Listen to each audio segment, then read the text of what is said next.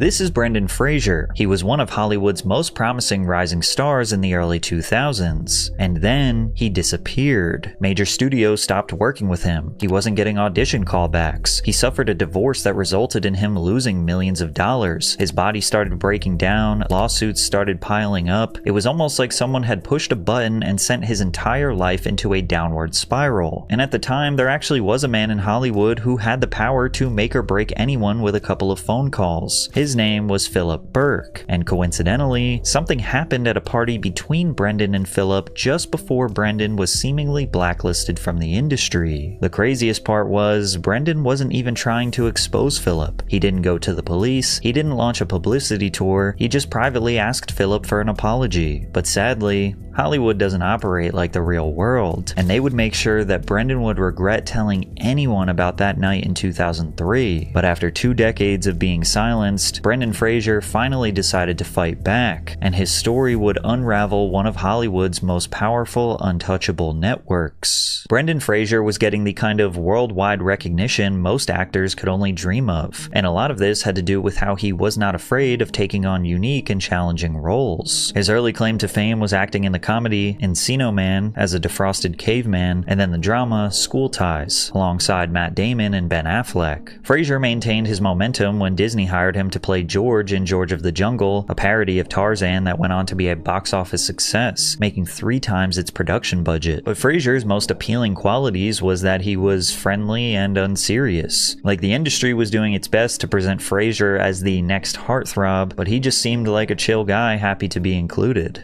How much physical training did you do for this? Years and months, weeks. And then there was the bicycle pump before each take. I would just pump it all up. They call it cut. But that's a trade secret. So don't tell anyone. Fraser was refreshing, not a self-absorbed, overly dramatic star like most other 90s actors. But that didn't mean he wasn't taking his acting skills seriously, and that was on full display in his most iconic role in The Mummy, an action movie where Fraser played treasure hunter and adventurer Rick O'Connell. For Fraser, this was his most demanding role yet. Development for The Mummy took years, exchanging several directors and screenplay revisions. And when actors were sent into the Sahara Desert, they endured long periods of isolation and massive sandstorms that would stall production. It also led to him nearly losing his life. Before its official release, Fraser went on David Letterman to promote the movie. He talked about the demanding nature of the role, but turned it into a silly joke. In North Africa, in the Sahara Desert, where Lawrence of Arabia was shot, sandstorms would kick up, and they would always cause us to have to stop work early, and sometimes the sand would just get everywhere, actually. Where did you get that sand? Well, it's in my shaving kit, too. Even though Fraser chose to be modest about the challenges out in the desert, the performance took a great toll on his body for many of the scenes. After Letterman pushed for the full story, Fraser admitted that for his execution scene at the start of the film, he had a traumatic experience where he almost died in what was supposed to be a mock hanging. After the director wanted to get a close-up of Fraser, he asked for another take where the rope was tighter. The incident almost ended his life. Tightened it up, and the director came over and said, I don't know, the tension didn't look like it was realistic, wasn't matching before. Can we just take it up a little bit more? And I said, I don't know. Well, okay, just one take. And so the camera spun around and it landed on my face. And all I remember is this sort of volume kind of like sound going, ew. And then the next thing I know, my elbow is in my ear and there's all these medics going, hello, Brendan, wake up. Yeah. Brendan. So you're nearly dead. I did die. But there was nothing. You were actually technically dead? Technically dead. My doctor told me for like 12 or 14 seconds. I think it's key for you to focus on how he said, okay, just one take. Brendan knew this was dangerous, and he clearly had a gut feeling to say no, but he did it anyways and almost paid the price. This experience is a perfect example of how actors in those days of Hollywood weren't meant to question the process or how the industry works. They either surrender themselves to those in control or risk the chance of never being able to work again. Luckily, the sacrifices paid off. The Mummy was the movie that transformed Fraser from a young actor in cult classics into a global superstar. It also showed Hollywood that he was a moneymaker. Even though the creation of this film was drawn out and expensive, costing about $80 million to produce, it made almost $500 million in the worldwide box office. Suddenly, Fraser was the only person people were talking about. Additionally, his personal life was thriving. He was recently married to actress Afton Smith and had his first child. As far as the public public was concerned, he was on top of the world and had very little to complain about. After coming back for the sequel, The Mummy Returns, it proved to be just as profitable as the original. He had finally made it to the top of the Hollywood mountain, and his personality made it easy for fans to celebrate his success. But unfortunately, it wouldn't last. Without fully understanding it at the time, Fraser had now entered the belly of the beast at one of the worst times in Hollywood history. It was a time where mental and physical abuse were rampant, where those in power never faced the consequences of their actions because they owned the gateway to fame and recognition. Brendan was about to suffer the harsh reality of being enemies with the Hollywood foreign press after he claimed that he was assaulted by their leader, a claim that would essentially get him blacklisted from Hollywood for nearly 2 decades. The Hollywood Foreign Press Association, also known as the HFPA, was basically like the Hollywood Mafia at the height of its power. It started as a group of Los Angeles-based foreign journalists who wanted to control the distribution of cinema news to non-US markets in 1943. Just 1 year later, they decided to make their own award show called the Golden Globes. It was initially belittled by the industry. However, when they were picked up by NBC in the late 1980s, everything changed. Their ratings spiked dramatically, and their Golden Globe trophy became one of the most coveted prizes for movie producers in the United States. At the time, winning this trophy could secure a sustainable or even a flourishing career in Hollywood. And while you would hope that the show was just a pure celebration of art and the trophy was fairly given to the best movie or actor, that wasn't the case. In reality, it was a carefully controlled system of influence, and whoever controlled the awards controlled Hollywood itself. And one of those gatekeepers was serial predator producer Harvey Weinstein. Harvey Weinstein was also a strong proponent of the Globes, capitalizing on the award show's timing. Weinstein manipulated the organization in ways big and small: expensive gifts, special access to stars, and his own time and attention at a moment when other studio chiefs mocked the Globes. He was often rewarded with a stunning number of nominations. Other studios eventually adopted a similar playbook of using the HFPA to set the tone for the year's awards season. Harvey essentially used his power to influence the HFPA and the Golden Globes to nominate his movies constantly and even win some of these awards to give himself more legitimacy than ever before. And that legitimacy gave him a ton of power in Hollywood. If you were on his good side, you could essentially get any opportunity you wanted. Who do you most want to party with tonight? What? Kaiser, the best designer in the world. They were asking about Factory Girl. Oh, they asked me about dresses. No, they were asking about movie.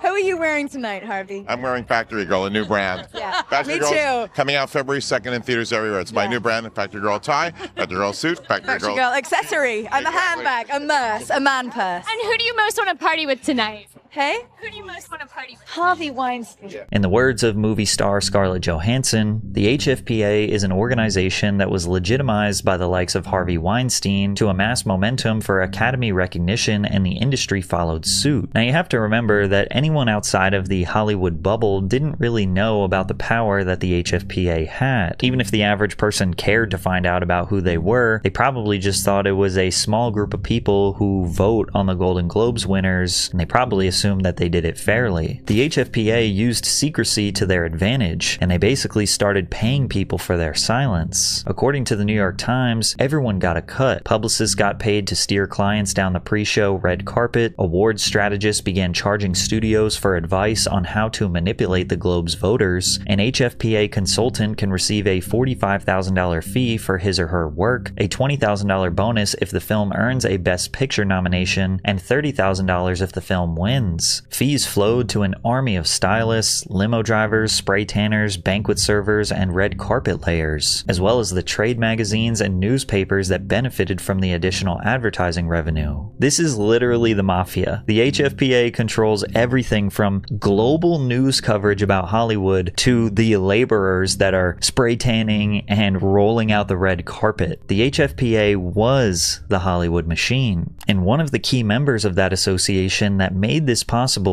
was Philip Burke. He had been a member of the HFPA for 33 years and off and on president for 8 terms. He also tended to stay out of the limelight, with most of his appearances being brief and strange, like when he compared the film The Social Network to Orson Welles' Citizen Kane. It's a bizarre comparison considering that Citizen Kane is noted as one of the greatest films of all time. The reason it's a great film, it's an example of absolutely masterful filmmaking. I compare it to Citizen Kane in some respect. The thing that makes it unique is that it's not just a great piece of filmmaking, but it's easily the most entertaining movie I sat through last year. Honestly, after hearing him speak, it's not hard to wonder if Burke ever watched a movie in his entire life. But that didn't matter, because he was the head of the HFPA, which was now a massive Hollywood institution, and unfortunately, anyone who stepped out of line or refused to follow the extremely strict rules was in danger. And in order to truly understand how detrimental and scary it was for Brendan Fraser to be feuding with Philip Burke, we have to first dive into the mysterious firing of HFPA journalist Nick Douglas, who sadly ended up dead after breaking a couple of the HFPA's ridiculous rules. Nick Douglas was a journalist for Big Buzz magazine. He was also a member of the HFPA, but he was suspended in 2004 after having sold a photograph of himself and Tom Selleck to a tabloid newspaper for $50 and then lying about it. Now, this is important because the HFPA has a strict rules policy against Nick's actions. Movie stars take pictures with each individual member of the association at their press conferences. Members may not sell the photos to the tabloids, largely because of the objections of the stars. Some speculate the reason why Nick sold the photo was because he was an aspiring actor himself. So I guess he thought this photo might make him seem like him and Tom Selleck had some sort of working relationship. Now, maybe this could justify a suspension, but it gets even more ridiculous. Members of the HFPA also justified his suspension due to Nick Douglas having taken unopened beers from a reception thrown by MGM. This is literally like going to a work party and then getting fired because you took the free drinks provided at the work party. But the HFPA used this to justify Nick's termination. He was cut off from press junkets and celebrity interviews that the HFPA controlled, essentially making him unemployed. The severity of the situation took a sad turn when Nick Douglas was found dead on his own volition in 2005, 4 days before the next Golden Globe nominations were announced in Beverly Hills. Mr. O'Kane was Douglas's editor-in-chief and was asked for a comment, and he didn't hold back, arguing that the association was directly responsible. They basically took a livelihood away from a guy who was out there trying to earn a living. It led completely, directly to what ended up happening to Nick. When Philip Burke was asked about the incident and its ties to Douglas's suspension, the response was cold and short, with Burke saying, "We've had many people suspended for actions we deemed harmful to the Hollywood foreign press. We're trying to protect our image. Certainly, none ended up in suicide. If Nick did take his life, which seems apparent, I don't think you can say there's a casual relationship between the two." Burke's response to the death of another human being, one that represented his association, had about as much compassion as you'd give to the loss of a classroom hamster. To them, losing a member wasn't a tragedy. They felt indifferent. It also begged the question, if an HFPA journalist could be punished so severely for a $50 photo and cheap beer, what kept Philip Burke and his inner circle from doing the same to up-and-coming stars? If someone managed to threaten his seemingly unlimited power, what was to stop someone like Burke from making sure that an actor wouldn't be able to work in Hollywood ever again? While we didn't know it at the time, it looks like that was the very reason rising star Brendan Fraser went from being one of the industry's most promising actors to basically disappearing for 2 decades. It all started when Brendan Fraser claimed he was assaulted by Philip Burke in 2003 at the Beverly Hills Hotel. After a luncheon, Fraser left the venue and saw Burke. He reached out to shake his hand, only to essentially get molested the second they made contact. His left hand reaches around, grabs my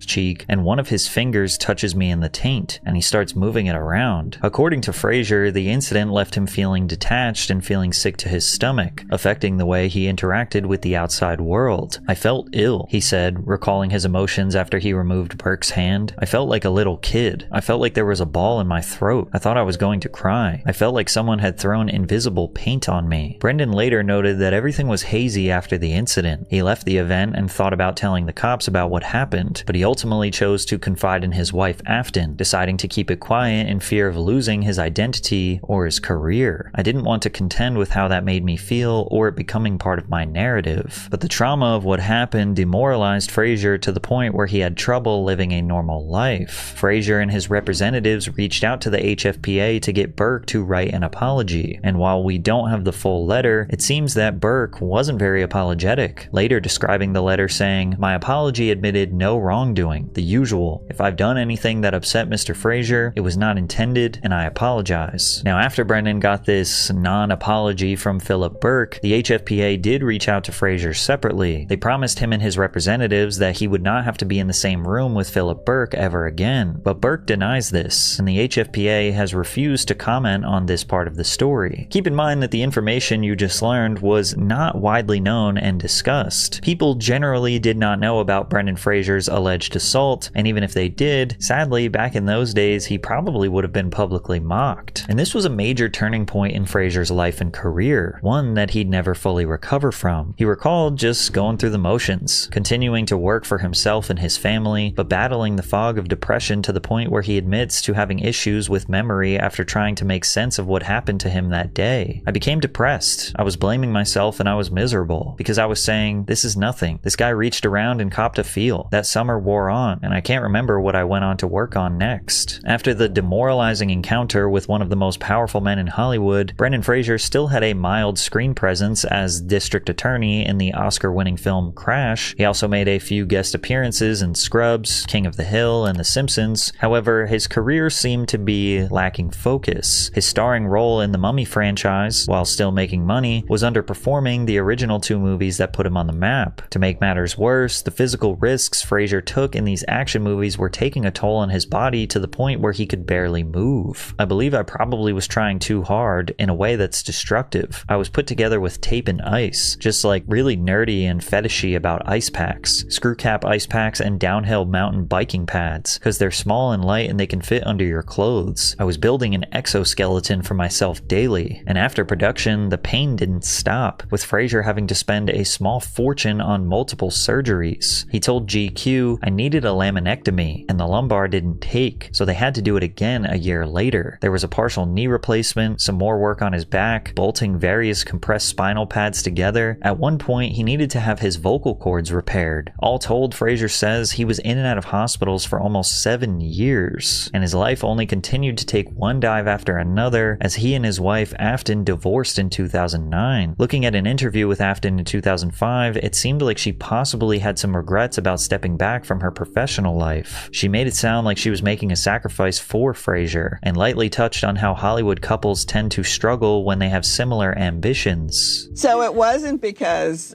you married an actor that you stepped out? No, I was sort of losing my passion for it, I would say, and really in a couple, two actors is a little rough when traveling and one has to stay home and audition and one is off making films, and it just too much separation. And have you seen that happen with your friends? Seems a bit common in Hollywood, doesn't it? At the time, the divorce settlement required Fraser to pay $50,000 per month in spousal support, with an additional $25,000 per month in child support for their 3 kids. But this was determined at the time when Fraser was making the most money he ever had in his career. Without knowing much about his personal life, the media essentially made his suffering into a big joke. These days, it's his finances that are in a wreck. According to TMZ, Fraser is hemorrhaging nearly $90,000 a month on expenses, including $50,000 in alimony, which he's currently trying to lower. The actor continues to work and reportedly makes a little more than $200,000 a month.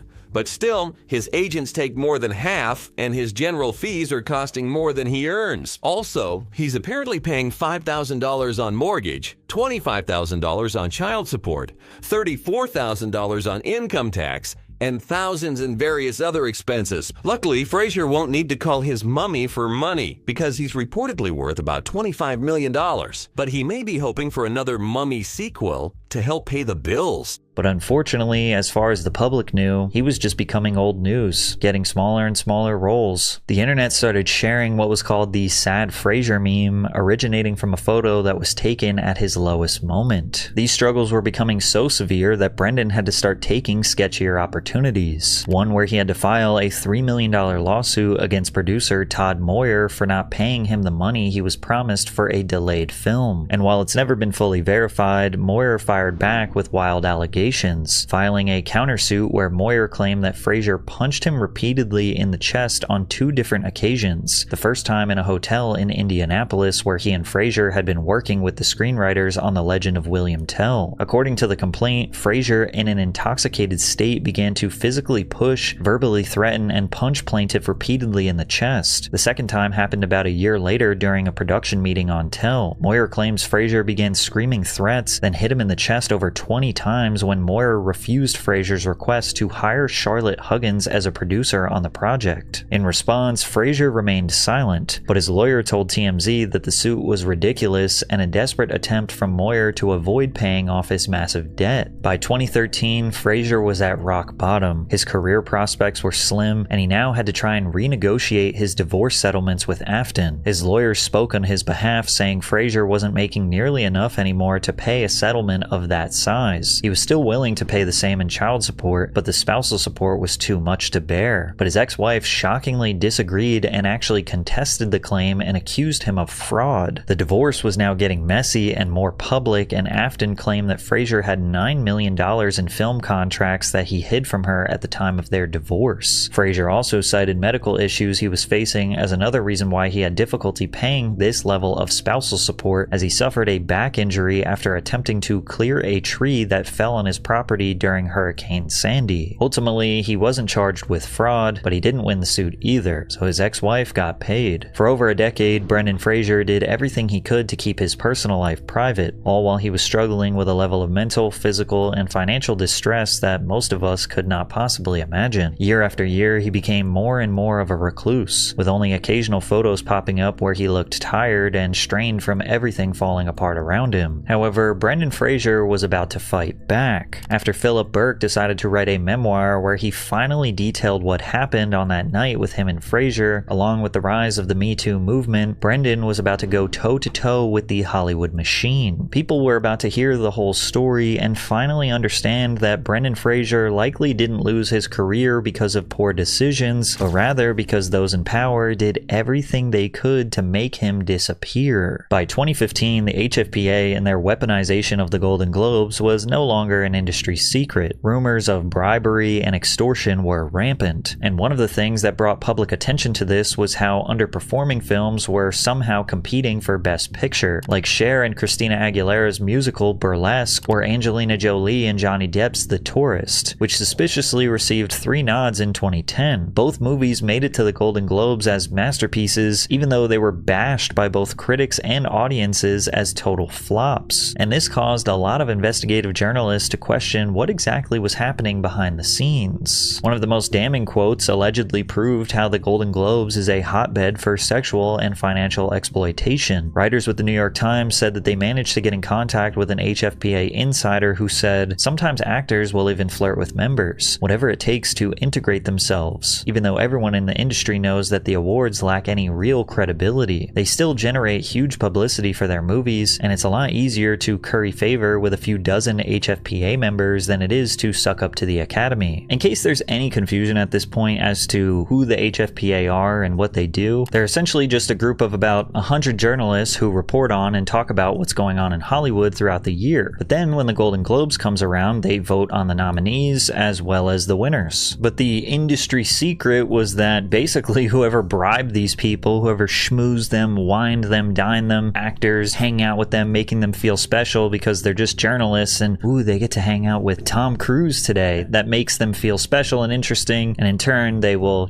nominate your movie and maybe even vote for it to win because that's going to help your movie. And the president of that organization, the HFPA, was Philip Burke in the early 2010s. And he decided to publish a memoir about his life called With Signs and Wonders, and he also addressed numerous controversies within the organization. What made it so bizarre was how open he was about the inner workings of one of Hollywood's sketchiest clubs. He openly admitted to to the HFPA being territorial, battling outside journalists who accused them of being exclusive or controlling. And for some reason, he decided it would be a perfect time to mention his alleged groping incident with Brendan Fraser. According to Philip Burke, he and Fraser weren't alone leaving the luncheon in 2003. Multiple people were there, and he noted that Brendan had presented a check representing the HFPA's charitable donation to Film Aid International. Regarding the incident, Burke said, "In the course of the conversation, he asked Fraser about a rumor that at the Golden Globes the prior year, he had pinched the female HFPA president. To demonstrate, Burke said that he then pinched Fraser's butt. Fraser's response, according to Burke, was, 'He pinched my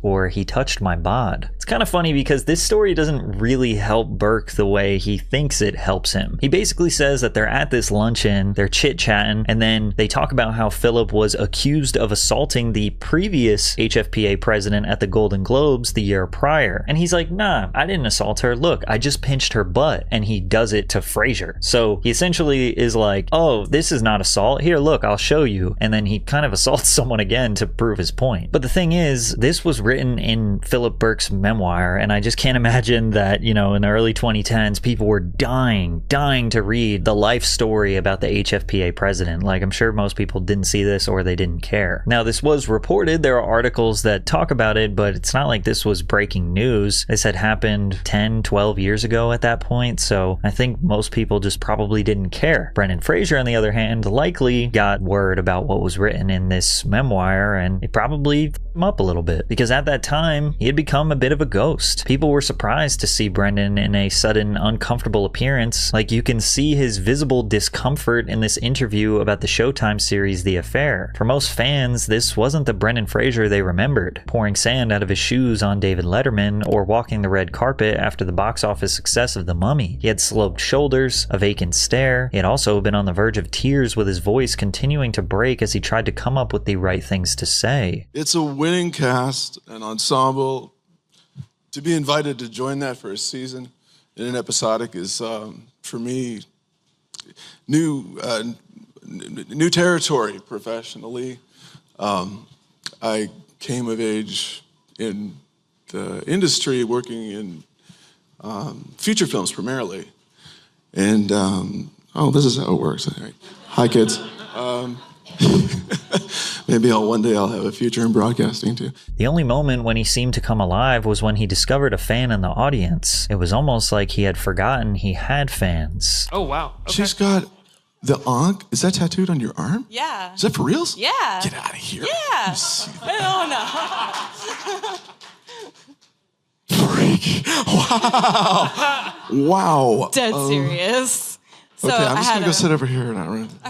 I miss you, Brendan. I love this man dearly. So very humble and genuine. He's so broken inside. It's palpable in this interview. I just so desperately want to give him a hug. The truth is, Brendan was broken, both mentally and physically. But something was changing in Hollywood in a way that would soon tear down and destroy guys like Philip Burke. People were about to become deeply aware that these people could get away with anything they wanted for decades. They could silence you if you didn't sit down, shut up, and behave. For Fraser, it was an opportunity to break that silence and expose Hollywood for what it really was. The year 2018 was the absolute peak of what is known as the Me Too movement. People started coming out with stories of sexual exploitation and abuse in Hollywood. The most notable was the initial allegations and arrest of Harvey Weinstein, who was notorious in the industry for abusing aspiring artists. And as we said before, Harvey Weinstein was deeply involved with the HFPA, and many people credit him with legitimizing that entire organization.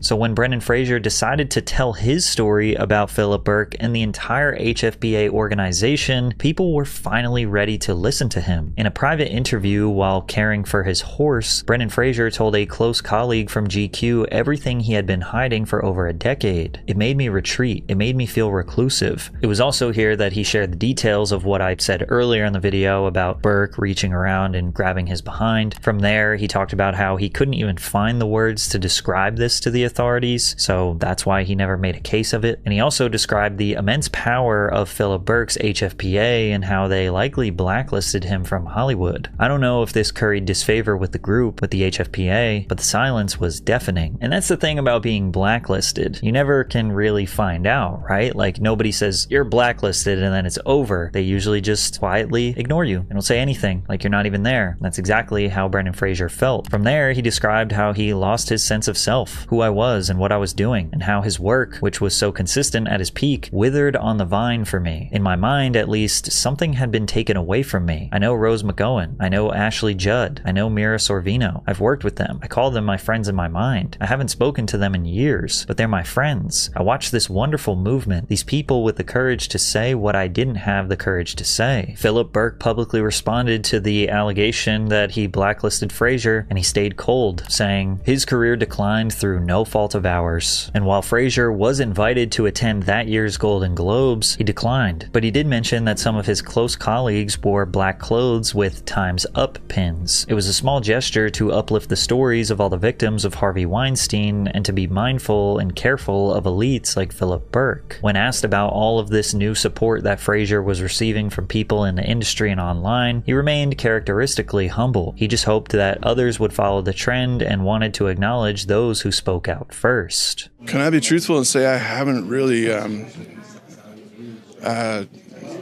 looked. I'm aware that there's some support. I'm grateful for that, and I'm told that perhaps maybe someone will feel the inspiration that I felt to come forward and say what I had to. But it took people far more courageous than I was ever considering attempting to be, who stood together, spoke their truth, and inspired me to do the same. Brendan went from playing a hero in movies to being a real-life hero. What a guy. Shortly after fans rallied in unanimous support for Brendan Fraser, he secured many more movies and TV roles. Fans started calling this the Brenaissance in honor of his sacrifice and comeback. It started as a voice actor for Robot Man on DC Universe's Titans, but he ended up tugging at fans' heartstrings in a film called The Whale. It was unlike any other role Fraser had played before. He wasn't the charismatic adventurer or hero. He was playing a person whose life was falling apart. In 2022, people were startled to see that Brendan Fraser chose The Whale as his major comeback movie. While this isn't a movie about his real life, The Whale seemed to connect with Fraser on a personal level. There were a lot of themes in the film that he had been grappling with in his real life for over a decade. The plot revolved around a severely obese English teacher who had been suffering with his identity. The character was so ashamed of the way he looked now from years of trauma that he refused to show his face publicly. Estranged from his family, the whale's mental and physical health began to deteriorate rapidly, and this led to him spending his final days making amends to people he felt he had failed and trying to embrace the person he is within the mess. To Fraser, it was a proper metaphor for his life and the dialogue-heavy and demanding role that he said he had wanted days after losing his mom. He really connected to the physical and emotional strength required to recover and move on. And after nearly 2 decades of essentially being blacklisted and misunderstood, Brendan Fraser finally got the recognition so many felt he deserved, receiving a standing ovation that left him in tears.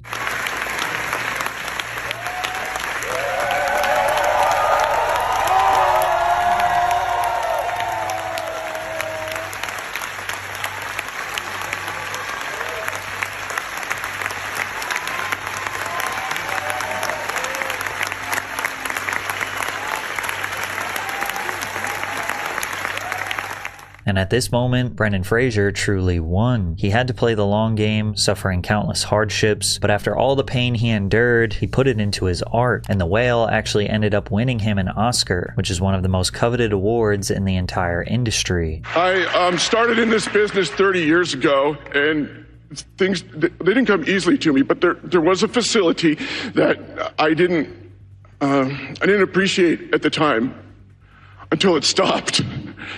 And it's been like I've been on a diving expedition on the bottom of the ocean, and the air on the line to the surface is on a launch being watched over by some people in my life, like my sons, Holden and Leland and Griffin. I love you, Griffey. Thank you again, each one and all. I'm so grateful to you. Good night.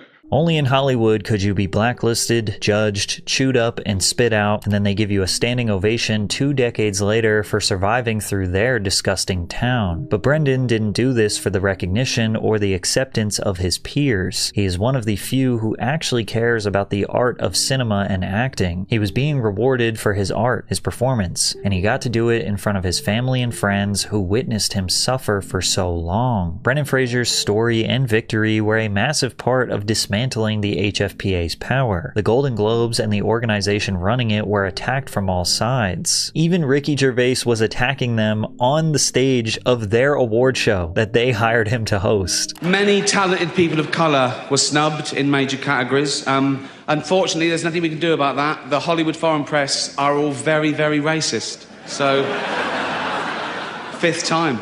So...